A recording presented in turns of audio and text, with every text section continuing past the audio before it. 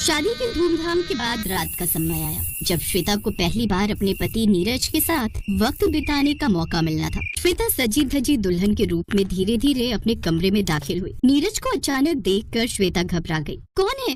आप कौन है और मेरे पति नीरज कहाँ है? श्वेता क्या हुआ? मैं नीरज हूँ। तुम मुझे पहचान क्यों नहीं रही हो? नहीं, ये कैसा मजाक है? तुम तो लंबी चौड़ी गोरे रंग के और बेहद आकर्षक दिखते हो। तुम तो बहुत हैंडसम हो, फिर तुम्हारी हाइट इतनी कम कैसे हो गई? और तुम्हारा रंग इतना काला? ये सब क्या है? मेरे साथ कोई धोखा हुआ है। मेरी शादी तुम्हारे साथ हुई ही नहीं। तुम कौन हो? तुम मेरे पति नहीं हो। मुझे सच सच बताओ, तुम नीरज से बिल्कुल अलग दिख रहे हो। श्वेता शांत हो जाओ, मैं ही तुम्हारा पति हूँ। यही मेरा असली रूप है। तुमसे ही मेरी शादी हुई है। प्लीज मुझे बताने का मौका तो दो। नहीं, मुझे कुछ भी नहीं सुनना। मैं यहाँ से जा रही हूँ। श्वेता ने नीरज की बात नहीं सुनी और दरवाजा खोलकर भागने लगी। तभी उसकी सास ने उसे रोक दिया। जिस बात का डर था वही हुआ। नीरज बेटा, क्या उस आदमी का श्राप तुम्हें लग गया? श्वेता बहू, रुक जाओ, हमें तुम्हें कुछ बताना है। क्या बताना है? आप सबने तो मेरे साथ धोखा किया है। मेरी शादी जिस नीरज से करवाई थी वो ये नहीं है। ये तो बिल्कुल अलग है। श्वेता बहू, तुम्हारा गुस्सा जायज है। हमने ही तुम्हें सच नहीं बताया। कैसा सच? मुझे जल्दी बताइए वरना मैं यहाँ से चली जाऊंगी। श्वेता बहू, गुस्सा मत करो। तुम इस घर की नई बहू हो। हम भी नहीं चाहते थे कि तुम्हारा दिल दुखे, पर आज ये सब मेरे नीरज को एक श्राप के कारण भोगना पड़ रहा है। मेरे बेटे नीरज को श्राप मिला था कि शादी के बाद पहली रात को ही उसका कद भी छोटा हो जाएगा और उसका रंग भी काला हो जाएगा। वो बिल्कुल बदसूरत हो जाएगा और ऐसा ही हुआ। श्राप का असर होने की वजह से मेरे बेटे नीरज को ये सब रंग रूप मिल गया। मुझे तो ये कोई कहानी लग रही है जो आपने खुद बनाई है। मुझे आपकी किसी भी बात पर यकीन करना मुश्किल है। मैं सच का पता लगा कर ही रहूंगी। चिंता मत कीजिए, मैं आपकी इज्जत भी खराब नहीं होने दूंगी। मैं कहीं नहीं जा रही। जब तक मुझे सच पता नहीं चल जाता तब तक मैं यहाँ से नहीं जाऊंगी। मैं कमरे में सोने जा रही हूँ। आप अपने बेटे को बोलिए कि वो बाहर ड्राइंग रूम में सो जाए। वो नीरज के इस नए रूप को स्वीकार नहीं कर पा रही थी। उसकी आंखों में आंसू थे और मन में सवालों का तूफान। वो कैसे उस व्यक्ति को अपना पति मान सकती थी जो अचानक से इतना बदल गया था? श्वेता का मन बहुत उलझन में था। रात बीत गई लेकिन श्वेता के दिल में हलचल मची रही।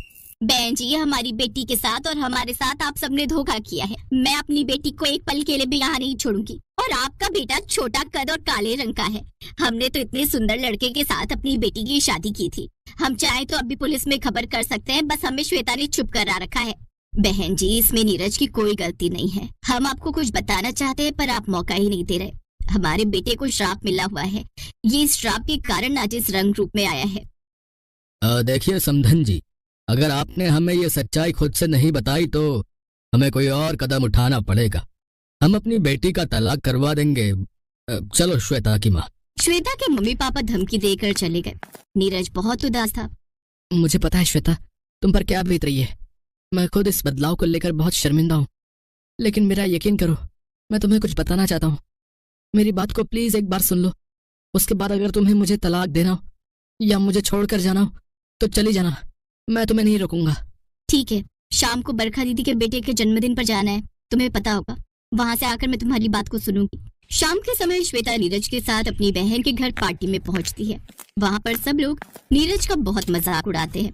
क्या बात है श्वेता, तुम खुद इतनी सुंदर हो। तुमने पति कैसा चुना? ये तो कद में भी छोटा है और रंग भी बहुत काला है। लव मैरिज है क्या तुम दोनों की? अरे नहीं नहीं, लव मैरिज नहीं, अरेंज मैरिज है। अच्छा, मुझे जरा श्वेता से काम है, मैं अभी आती हूँ, तब तक तुम लोग डिनर करो। बरखा श्वेता को साइड में ले जाती है। ये सब क्या है श्वेता? नीरज को क्या हुआ? नीरज तो बहुत सुंदर था। हमने तुम्हारे लिए ये लड़का पसंद नहीं किया था।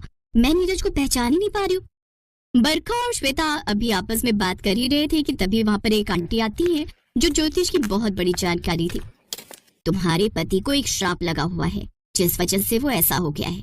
मैं सबके चेहरे पढ़ सकती हूँ। क्या आप सच कह रही हैं? यही बात तो मुझे नीरज बताना चाहते थे पर आपने पहचान लिया। ये मेरा कार्ड है। इस समय मैं जल्दी में हूँ, मुझे एक अर्जेंट मीटिंग के लिए जाना है। तुम कल मेरे ऑफिस में आकर मिलो, मैं सारे सोल्यूशन बता दूंगी। श्वेता को अपना कार्ड देकर वो ज्योतिष आंटी चली जाती है। अगले दिन श्वेता नीरज के साथ उनके ऑफिस में पहुंचती है। नीरज वहाँ पर सारी सच्चाई बताता है। नीरज, मुझे पूरी बात विस्तार से बताओ।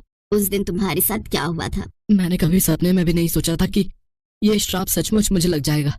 मैं अपने दोस्त की शादी में गया था। वहां पर एक बहुत पहुंचे हुए साधु महाराज आए हुए थे। उनका रंग काला था और कद भी बहुत छोटा था। मुझे अपनी सुंदरता पर घमंड था, इसलिए मैंने उनका मजाक उड़ा दिया। उन्होंने क्रोध में आकर मुझे श्राप दे दिया कि जिस रूप और कद का मुझे अहंकार है, वो शादी की पहली रात गायब हो जाएगा और मेरा रंग भी काला हो जाएगा और मेरा कद भी छोटा हो जाएगा।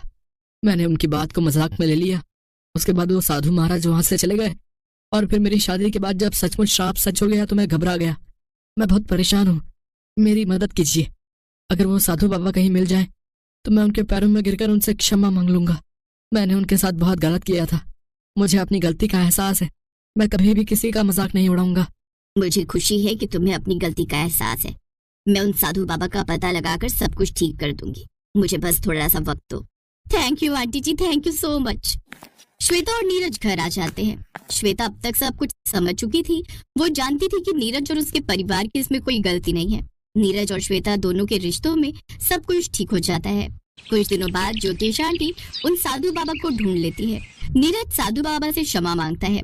साधु बाबा अपना श्राप वापस ले लेते हैं, जिससे नीरज अपने पहले वाले रूप में वापस आ जाता है।